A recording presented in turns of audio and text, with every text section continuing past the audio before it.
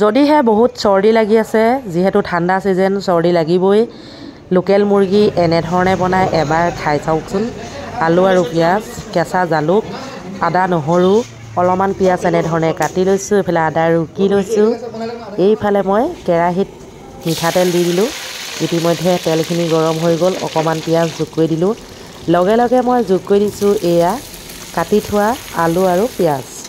আলুখিনি খুব সুন্দৰকৈ এতিয়া মই ভাজি ল'ম। লগতে এটা বস্তু যোগ কৰি দিম, সেইটো হৈছে এয়া হালধি।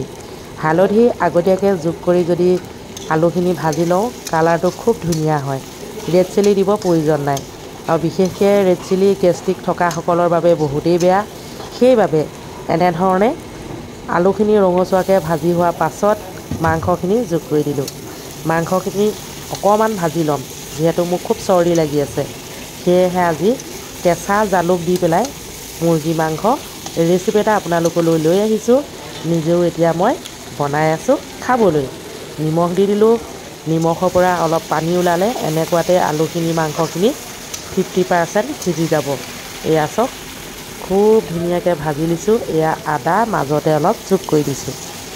আদা এনেধৰণে ভাজি থাকোঁতে মাজতে যদি যোগ কৰি দিয়ে, গোন্ধটো বহুত ধুনীয়া হয়, খাবলৈও বহুত সোৱাদ লগা হয়। সেইবাবে এয়া কেঁচা জালুক পিচি ল'লোঁ। কেঁচা জালুক পিচাৰ কাৰণে অলপ ক'লা পৰি গ'ল। এতিয়া অকণমান পানী যোগ কৰি ইয়াতে দি দিলোঁ। গৰম পানী দিব দেই, মই গৰম পানীহে ব্যৱহাৰ কৰিছোঁ, তেতিয়া ভাল। আৰু এয়া খুব ধুনীয়াকৈ ভাজি আছোঁ। লগতে যদি কোনোবাই নতুনকৈ চাই আছে, চেনেলটি ছাবস্ক্ৰাইব এটা কৰিব। অকণমান ভিডিঅ'সমূহ শ্বেয়াৰো কৰি দিব যদি ভাল পায়। আৰু আকৌ শেষত অলপ আদা দি দিলোঁ। এতিয়া আৰু এটা বস্তু দিব লাগিব, সেইটো কি আপোনালোকক দেখুৱাই আছোঁ। এয়া ভাজিও আছোঁ, মানে মই আজি পানী একেবাৰে ব্যৱহাৰ নকৰোঁ। যিহেতু চৰ্দি লাগি আছে, সেইবাবে পানী ব্যৱহাৰ নকৰাকৈ বনাইছোঁ মুৰ্গী মাংস। শেষত দি দিলোঁ ধনিয়া। মই ধনিয়া অলপ বেছিকৈ দিছোঁ, আপোনালোকে কম পৰিমাণে দিব পাৰিব আৰু নিজৰ মানে জোখত দিব পাৰিব। খুব ধুনীয়াকৈ ভাজি দিলোঁ। ইতিমধ্যে খাব পৰা হৈছেই।